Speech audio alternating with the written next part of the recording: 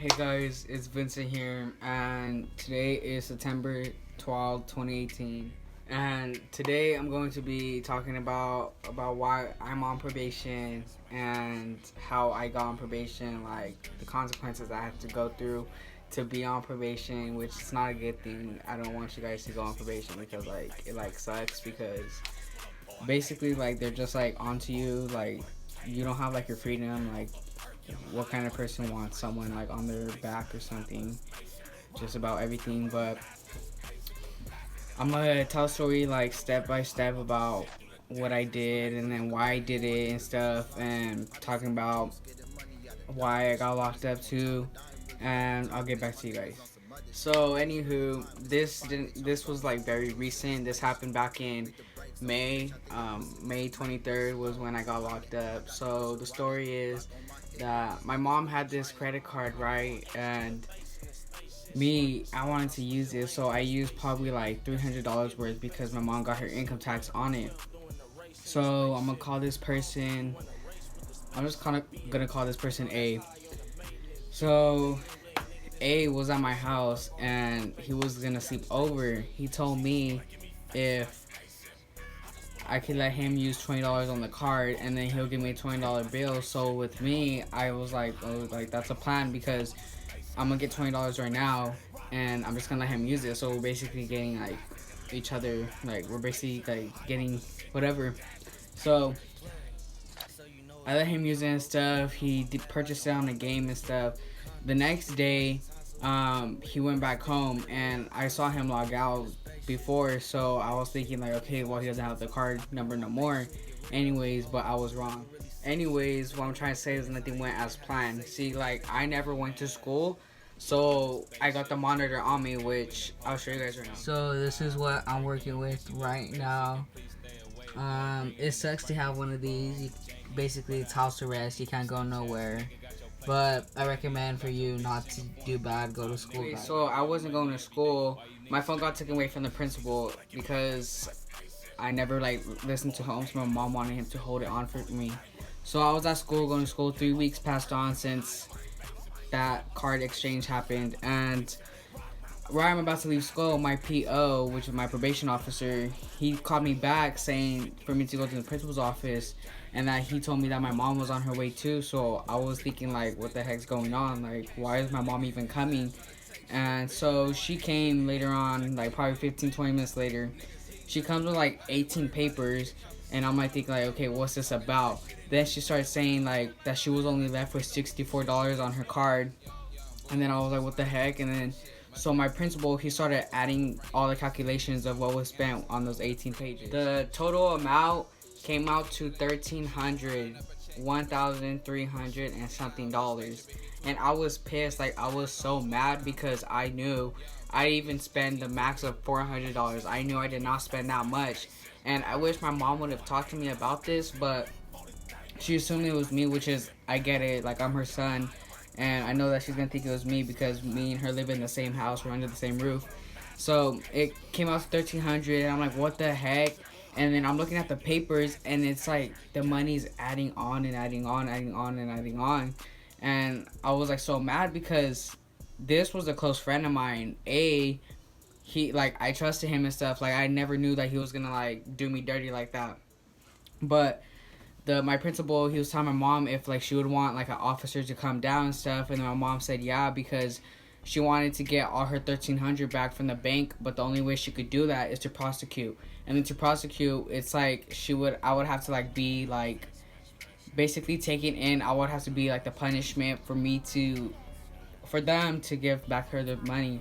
But the cops came and I'm telling them, I'm like, bruh, like I only spent max of 400, like that was not me. And so, but anyways, they took me in because it's credit fraud, basically taking money out of my mom's car without permission, and it was under a felony because if the amount's over $900, it's a felony. So as soon as they were taking me in, I'm like confused because I don't even know what's going on, like why I'm getting taken in, like why me. But I get to it's JJC, it's the juvenile campus, whatever, where you get locked up at, and right now I'm currently 15. I'm gonna turn 16 in November. So I got booked in there. I have to wait 3 days for me to go to court because it doesn't count. You have to be in there for at least 3 days, and Saturdays and Sundays don't count because basically like no one has court on those days. Like they don't work that day. So I was in there, and then I have court. So I'm thinking like, oh, I'm just gonna go home. It's my first time getting locked up. Like I mean, with the law, like I got caught up multiple times, but I never got to the point where I'm getting locked up. And I'm like tripping out, like I don't even know what to do. Like I'm basically behind bars, and I don't even know how long. Like I want to know when I'm gonna get out because I don't even want to be in here in the first place. So it comes to find out that he spent like more than $900, so that's what got me heated. And I was in there for like, it was my 14th day there, my next court date, and the judge told me that he would have let me go, but it wouldn't be fair if I was only in there for a couple of days. So he pushed my court date 2 weeks or 2 or 3 weeks back, and now it was June 28th, and I got locked up on May 30th first. So it was my 28th day there, and it was my last court day. So I was thinking, I was like, I'm gonna get out because my attorney, it was under a felony, but it got knocked down to a misdemeanor because of the total amount I spent. And so I was so happy about that. I just kept praying inside there. I remember waking up inside there and just being mad because I'm in there for someone else. Like that's what got me really pissed. And all I just wanted to do was just go home because it really sucked in there. Like the first week I was there, I didn't eat nothing. I didn't even eat one single thing. Like I just gave it to the people that were at my table because like I thought I was gonna go home. But when I found out that I wasn't gonna go home, I started like eating, like grubbing, because like I was not gonna starve there. I did not know when I was gonna go home. I was just eating and eating and eating, and the food there, it looks like crap. Some of it tastes like crap too, but once you're in there, you get used to it. So like the first week I was there, it went by slow, but the schedule they have there, like you go to school and then you go back inside your cell, then it's like break, then dinner, then go back in, then showers, and then you go back in till the next day. Like you already get used to it, and like the days start going by a little quicker and quicker and quicker. Like I couldn't believe I took 28 days there. And my max, if it was under a felony, it would have been 1 year and 2 months, but thank God that it only got knocked down to a misdemeanor, which I'm grateful for that. And so right when I get out on the 28th of June, like I'm happy. The judge tells me that I'm gonna be going home, so I'm like telling people I'm locked up with, like I'm like, hey, like I'm a dip, like they let me go, like I'm free now. They gave me 1 year on probation, and then they gave me 90 days on the monitor while I have my leg. And so far on the monitor, I'm only left with 35 more days to go. So I'm happy about that because I was at 90 at one point, but you just gotta take it day by day. So like my probation is basically for that. I got locked up and I have to complete this year. I get out next year on July 26th, 2019. But it was like a pretty like good experience because I never got locked up, so like now I know how it feels like to be in there. And if the judge would have gave me like 30 more days or something, like I wouldn't have cared because I was already used to it. Like I'm cool with everyone there. Like you just don't gotta like talk shit on no one. But it was this one fool I was locked up with. This, like I didn't know his name. It was the third day I was there, and this fool got snaked. And when I mean snaked, like he was sitting down, and like someone just came up to him and just like socked him real hard and stuff. Like, and they just started getting on top of him, just like boom, like just getting shots and stuff. But I heard that he got his because he was talking crap on someone else that was locked up, and he was talking crap on their kid and stuff, saying that he was gonna rape them and stuff. But I don't know about all that. And then they try to put stamps on me, just for someone to fight me and stuff. And stamps is like what you send like out in the mail.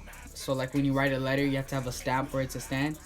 But they put stamps on people's heads because it was hard to get stamps there. Because if you don't have a stamp, then like your mail ain't gonna go out for like a week later or two. So like if you need a stamp, like it will just go out like quick. But and then this other fool I was locked up with, his name's Angel. And that fool's like hella cool as fuck. That nigga's dumb as fuck, but he ended up getting out before me. And then this other fool I was locked up is Rico. He got out like 2 months ago too. I think it was like around the same time I got out. But right now, I just gotta complete my probation. I have to do 100 hours of community service, and I haven't started that yet. I have to complete it by the end of January. But I'm pretty sure that I'm gonna get through this probation because it's so simple. Like, you just gotta follow all the rules and stuff. Just don't violate it. Like, with this, my curfew's 8 o'clock, and I would have to be home before 8 or like around 8. And then like if I go somewhere while I'm on the monitor, I would have to let my PO know and let my mom know. Like, basically I have to get 2 permissions for me to go there. But yeah, it's alright. I recommend like you guys don't be on probation because it sucks. Like, might as well just be free, like go to school. Like right now I'm going to school. I have my grades up, getting back on track. I found out that I don't have to take adult school, that I have enough credits to like keep going on. So my goal right now is to complete my probation and to graduate next year as a senior and get my diploma. But if you're still watching this, can you please subscribe down below, like the video. If not, then I don't know what you're doing, but please subscribe, comment down below any questions, because one of these videos I'm gonna do a Q&A about me and who I am and stuff. But this video was just about why I'm on probation and the experience of me getting locked up, how I felt and stuff. But just know this, being locked up, it makes you want to like love home. Like, it makes you want to go home. Like, I used to say like I would never want to be here and stuff. Like, I want to leave this house, I want to leave home, I never want to come back. But being inside there with no one to talk to, with no one you know, just people around you with just different stories, like, it makes you want to go home because you don't want to rot in like a small room, 4 wall, just a sink and a table right there in front of you, and then your hard concrete bed. Like, it's not worth it. Just do good. Like, don't stay out of trouble and just go to school. It's that simple. But thank you guys for watching. This is Vincent, and I'm out.